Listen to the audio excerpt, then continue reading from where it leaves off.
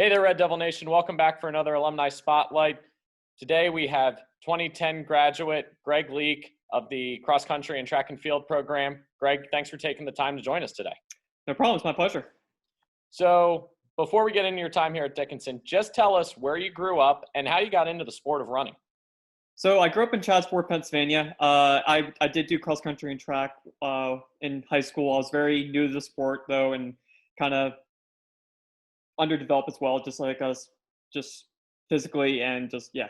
So did cross country and track throughout high school, and during my senior year of high school, I did start progressing in terms of times, in terms of development, and I got recruited by the assistant coach, Coach Falk at the time, and then Coach Nick got in contact with me as well.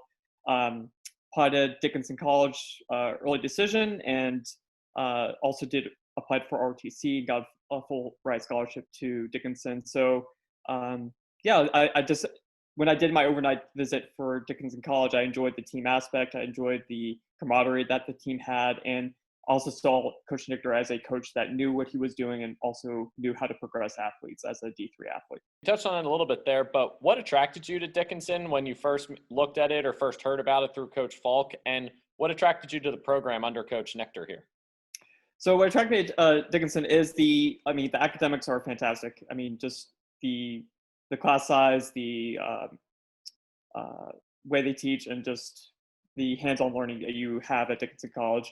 And then also the athletic program was fantastic. Coach Nichter has a resume that is fantastic. And like, how many years have they gone to nationals on the women's side, the men's side, make nationals numerous times.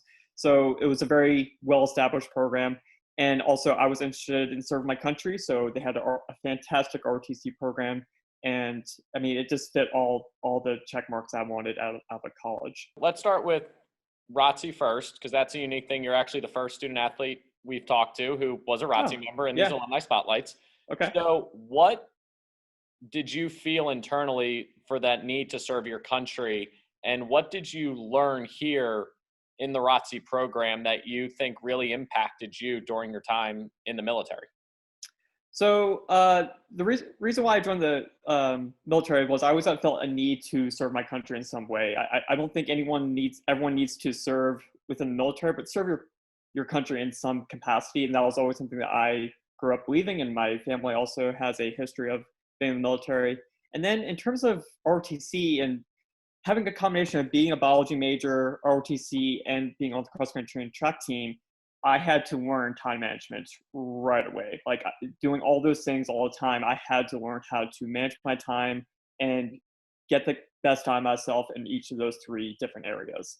So yeah, it was a very challenging aspect, but it's something that I was able to learn how to do and also carry with me after Dickinson College as well. And we'll go a little bit ahead here, but talk about your time as an officer and what you did during your time in the service. So after I graduated, I did like a 4-month course in Virginia, just a basic officer leadership course to learn my actual branch. And then I was stationed at Fort Lewis, Washington, where I was a maintenance platoon leader. So I was in the logistics side of the Army. So I was in a field artillery battalion, but I was on the logistics side supporting them. So my first job was a maintenance platoon officer and a maintenance control officer. So I was in charge of the maintenance of the equipment for a field artillery battalion that had, I don't know, $39 million worth of equipment. So as a 22-year-old straight in the Army, I was in charge of a lot of equipment and making sure that all their vehicles were fixed, all their howitzers were ready to go so that they can deploy downrange. And then I also took over as company commander of that company. So we were in charge of supplying them, fueling them, maintenance, and feeding them as well. So like we were the support element of a field artillery battalion. Mm-hmm. So many hats, many jobs, but it was a lot of responsibility as a young 22 to 24-year-old, which was fantastic. Yeah, absolutely. It sounds like a lot. And yeah. What were the lessons that you learned while you were both when you first started to then become a company commander that you think have actually helped you now in your role as, your life after the Army? I joined the Army. I was not familiar how to be in charge of a platoon or or company or maintenance control officer, but I was able to learn very quickly. And that's one thing that I contribute to Dickinson, having a very liberal arts program. They teach you many things, and able to use that and just to do as much research as possible, learn your role as an officer or your position, and try to maximize your potential in that. So still take care of soldiers, but also maximize the logistics within that battalion as well. So just try to learn as much as possible, and also lean on others to learn from them to help your job as well. Going back a little bit now to your time here time here as a student athlete. So you were here during a great run for the unintended, I guess, for the cross country and the track and field program. Talk about the mentality that you and your teammates had, and you ran with some of the most decorated runners in college history. How did you guys feed off each other, and how did you build your relationships as teammates to push each other to achieve the goals that you guys ended up being able to do? Well, I remember very early on at Dickinson when I joined my freshman year, Coach Nichter had a talk with our class, be like, you guys can have the potential to change the culture and change where this team is heading. Because at the time, the men's team was just on the cusp of like making nationals. They would like finish 5th or 6th in the region and just couldn't quite make that jump to make the national team. So like teammates along with me were Andy Greger and Nick Horowski, who was eventually a 2-time national champ, and then Kemp Core after that as well. We had that mentality of we can change what this team is like by being more dedicated, by helping each other out, whether that was athletics or academics. And we just fed off of that. And Coach Nichter did a great job of also developing us throughout the 4 years. And we made the nationals for the first time in 2007, I believe. Yeah, 2007. And that kind of just clicked for us. Like we were able to keep on working harder together, and we just kept on progressing, and the team culture changed during that time as well. So you guys are on that ground floor of pushing Dickinson running into this next generation. Yeah. You guys advanced to nationals for the first time as the men's team, really. Yep. Talk about that feeling when you guys realized we're going to nationals. We've won the Centennial Conference Championship, but we're going to that next level. Well, we actually made nationals the year before, and then we won the Centennial Conference Championships the following year. But like that first time going to nationals, I just remember we had to get a at-large bid. So we were like 4th in the region, but we were pretty secure that we thought that we could make it. But just the hard work, the dedication, we put the summer mileage in, we worked all fall together as a team. It was just a fantastic feeling. And then that following year, we won the Centennial Conference champs for the first time after like Haverford won 16 years in a row. It was just a great accomplishment as a team. It wasn't any one effort. It was a complete team effort to get there. And that was one thing that Coach Nichter really did try to hammer home with us, is like, you have to work as a team throughout the year to accomplish those big goals of going to nationals and winning this Centennial Conference Championships. Mm-hmm. And the accomplishments you had in cross country ended up really spilling over to the track as well, when you guys were able to win the indoor and outdoor outdoor Centennial Conference Championships. Talk about, and I believe that was your senior year when you guys did back to back. Talk about that feeling and being able to look back, and again, the culture and putting in that work to go back to back in indoor and outdoor must have been something that you guys took so much pride in. Yeah, so it really did start for cross country when we won it the second year in a row. We knew we had a good chance for indoors, but then that success from cross country led over to the track program, and the sprinters and the throwers and all the field events started helping out as well. They had the same mentality of putting in the work, grinding it out, and then we had a great day. I believe that year the indoor Centennial Conference Championships was just one day, where we just had to put it all out in one day, which was, looking back, was just nuts. But it was just such a fantastic day. And then we just kind of let that momentum ride us through for the outdoor championships. And I mean, Nick had a fantastic 3 days at the outdoor champs. And it was just a great team culmination. And just, again, just like cross country, it wasn't just any one person. It was all 3 disciplines doing really well: the sprints, the throws, and the distance events, which was fantastic. And that is something that I've now heard you mention twice, that team aspect to win these championships.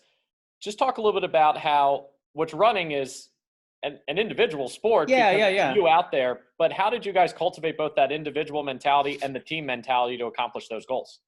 So, I mean, it is a misconception that like cross country is or running in general is a very individual sport. And to a certain extent it is, but any good coach will know that to maximize the team potential, you have to be a good relationship with the team. A lot of coaches know the X and O's, and Coach Nichter definitely knows those X and O's of how to train, how to implement training, but he also connected with us as a team, got us to buy into the program as well, which is half the battle. Like just having the team buy into the program, dedicating themselves to a single goal, which for some years was to make nationals or to win Centennial Conference championships. Mm-hmm. So, yeah. And what were the lessons that you think that Coach Nichter instilled in you as an individual and as a program as well that you have carried with you through your life? One thing I've been very adamant about over the last couple of years, and this is why I've been able to continue as a runner and make the Olympic trials this past February, is just patience and progression. Coach Nichter knew that I was a very underdeveloped athlete when I joined Dickinson, so he took his time with me, progressing me through the program, to being very patient in terms of mileage, in terms of workouts, and I kept that mentality after Dickinson as well. Like a lot of athletes try to I'm a professional runner, I'm going to try to maximize everything, do like 130 miles a week, do lifting every day, and be like, no, you got to keep on progressing and just like keep on moving, like just small progressions each cycle, each microcycle or macrocycle, whatever it is, to progress into where you're at now. And that's the mentality I've had over the last 10 years since graduating. And you must know where this interview is going then, because you hit on the point. Yeah. You got a very unique opportunity this past year to go to the Olympic time trials after your performance in Germany. Talk about your professional career running and what that feeling was like to get that opportunity to try for the Olympics.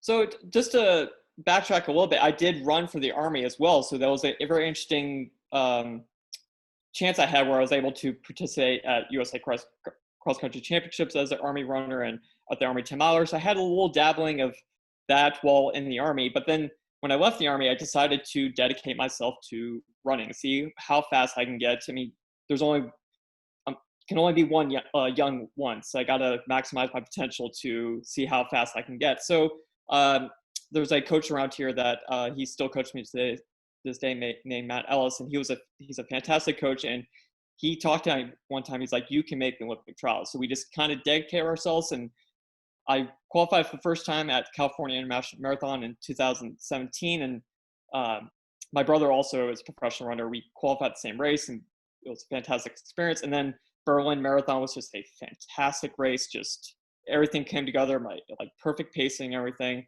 And then at the trial, it was just lining up with the best people in the nation and just be like, all right, we're all going to race on one day, and the top three are going to go to the Olympics. It was a very surreal experience, and something I'll probably remember for the rest of my life. Oh, absolutely. I mean, yeah. I'm sure I would.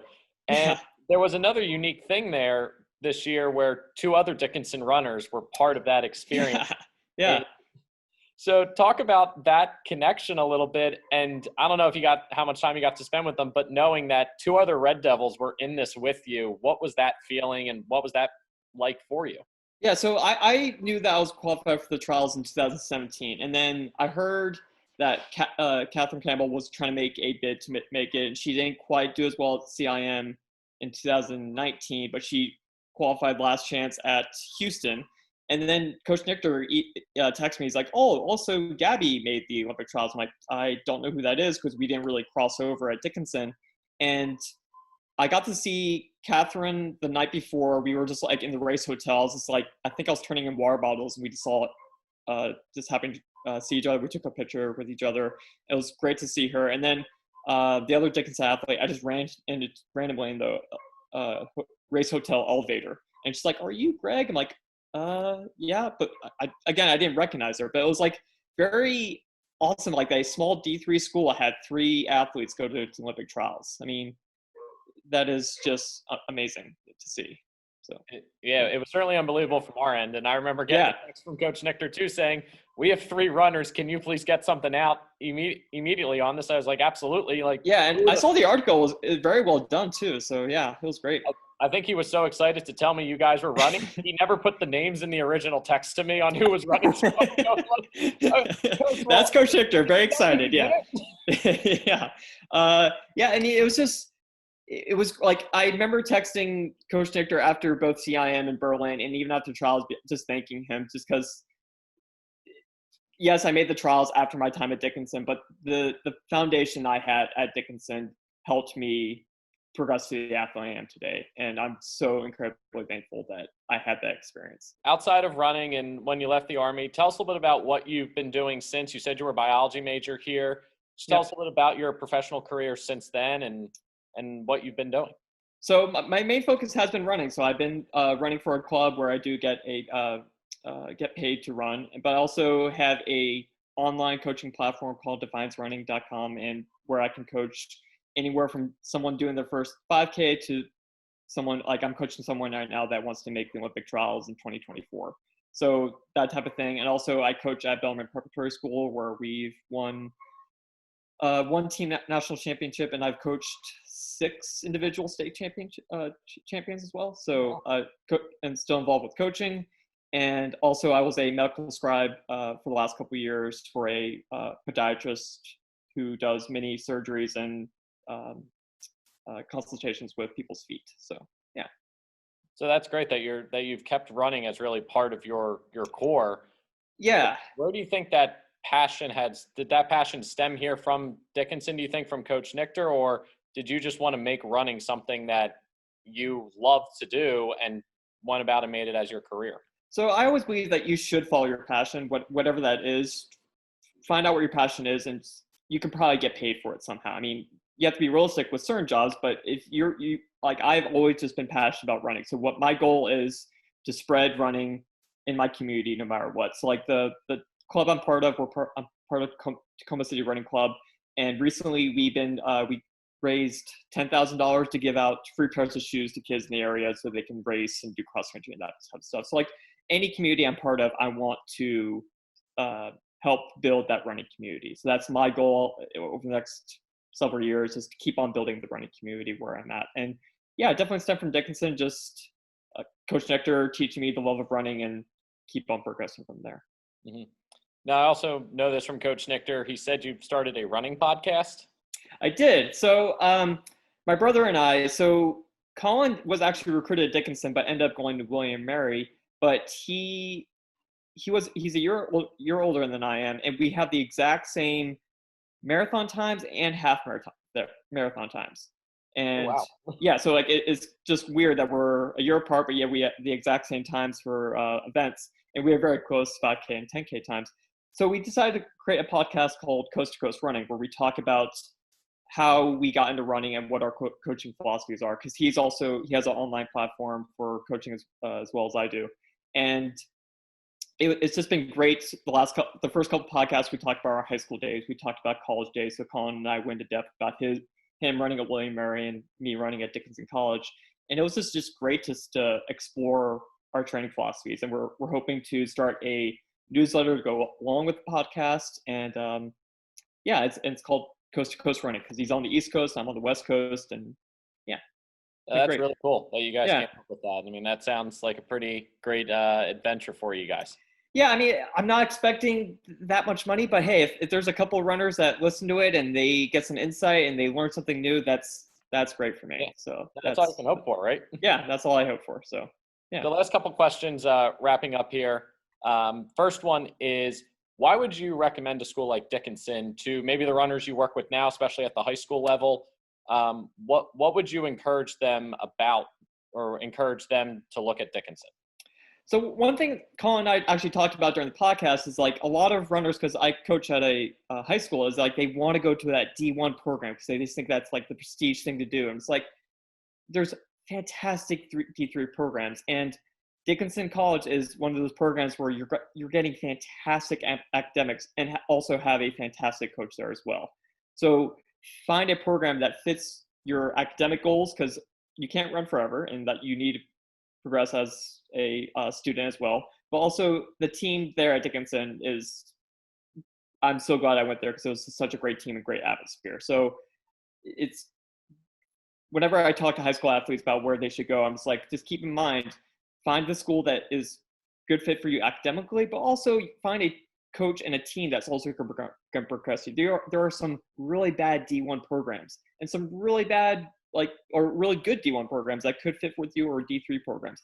The D3 programs, though, are for the most part great academically, and a lot of good coaches that can progress you athletically too. Why are you individually proud to be a Dickinson alum?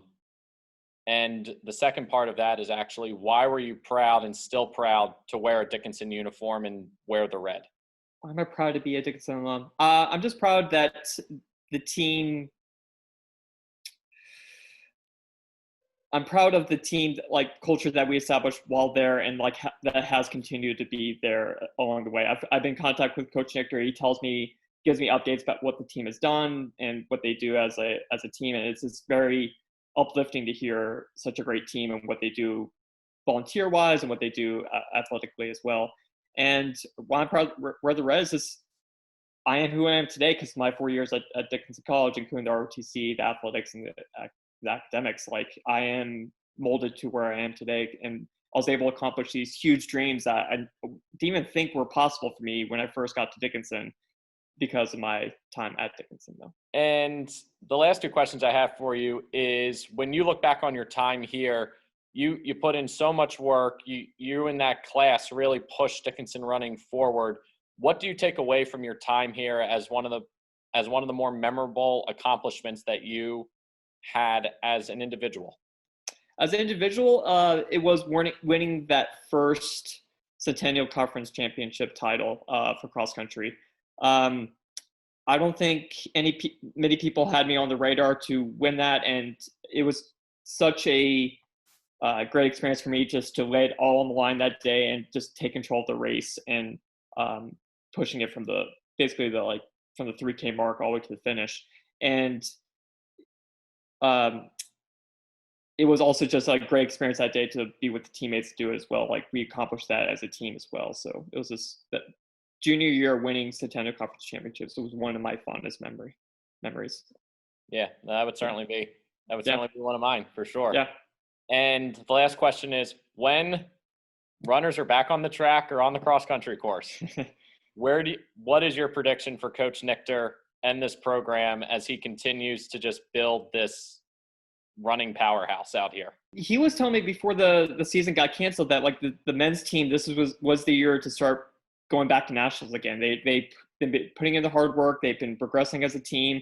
And I mean, the women's team is just going to continue to make nationals. And he had two really good runners that were top 5 in the 5K for indoors. Yeah. And I think you have that type of talent. It's going to bring more people to the college and bring more talent to the college. And Coach Nichter, once he gets some talented runners, because he's won 5 individual titles with runners, he's going to maximize potential. So as they accomplish more, that's going to bring in more talented athletes as well. All right, perfect. Well, Greg, thank you so much for taking the time today. We really appreciate it. Yeah. Thank you for sharing your insight, your story, your journey, and of course, thank you for your service to this country. And we are, like I said, really excited to share the story with the Dickinson community. Awesome. Yep. And we look forward to seeing you back on campus soon, and hopefully for a couple meets or so. Yeah, absolutely.